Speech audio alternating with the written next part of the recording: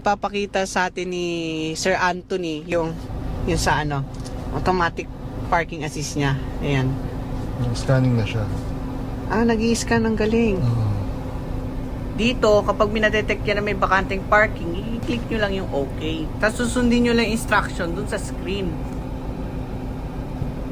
Ang galing. Tapos yung kotse na bahalang mag-park, ang gagawin nyo na lang is mag-aalalay sa brakes.